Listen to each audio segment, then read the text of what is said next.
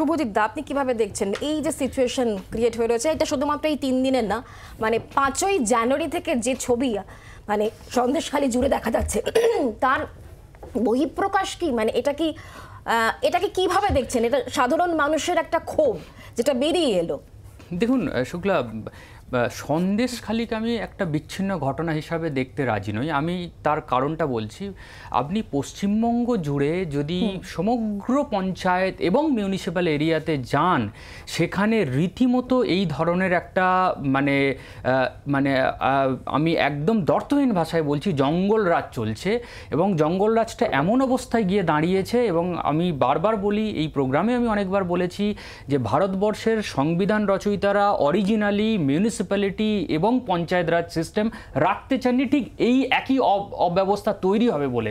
এবং আপনি এখানে অনেকের কোট আছে, প্যাটেল থেকে শুরু করে ডক্টর আম্বেদকর থেকে শুরু করে, এরা প্রত্যেকেই বলেছেন যে ভিলেজ এবং পঞ্চায়েত লেভেলে যদি এই ধরনের পাওয়ার দেওয়া হয়, এখানে ভিলেজ লর্ডস তৈরি হবে। আমি এক্স্যাক্ট কোট করে বলছি।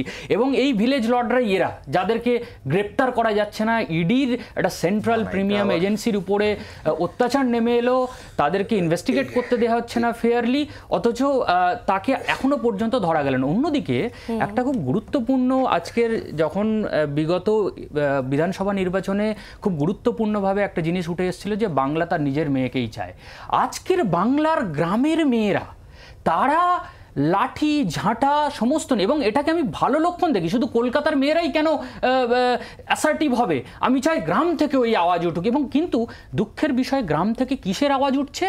তাদের ডিগনিটি যাতে রেস্টোর হয় সেই আওয়াজ উঠছে। এবং এটা খুব দুঃখের, এটা খুব বেদনার যে যেখানে একজন মহিলা মুখ্যমন্ত্রী, এটা কেউ একজন প্যানেলে বলছিলেন, এবং সত্যি আমি তো কোনো পলিটিক্স করি না, এখানে যদি বিজেপিও থাকতো আমি কন্ডেম করতাম একইভাবে, বা সিপিএম থাকলে আমি একইভাবে কন্ডেম করতাম।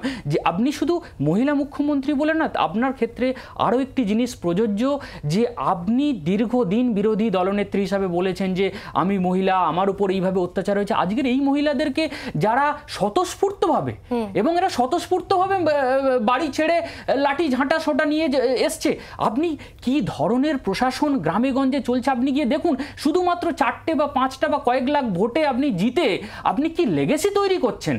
আপনি শুধুমাত্র ইলেকট্রাল পলিটিক্সে কয়েকটা সিটের জন্য বাঁচার চেষ্টা করবেন না। রাজনীতিতে আজও যাদের নাম স্বর্ণাক্ষরে লেখা আছে, যে সেন্ট্রালে হোক বা কোনো স্টেটে হোক, তাদের নাম লেখা আছে। এই জন্য সে কর্পূরী ঠাকুর হোক, আর সর্দার বল্লভভাই পটেল হন, বা নেহেরু হন, বা বাবা সাহেব আম্বেদকর, যেই হোক, এদের নাম এরা প্রচুর সিট পেয়েছে বা লোকসভা জিতেছে বা বিধানসভা জিতেছে বলে নয়।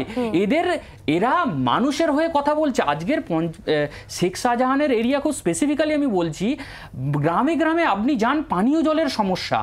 আমি নিজে পঞ্চায়েত এরিয়াতে থাকি, সেখানে রাস্তা খোলা পড়ে রয়েছে মাসের পর মাস, সেই রাস্তার কাজ হচ্ছে না।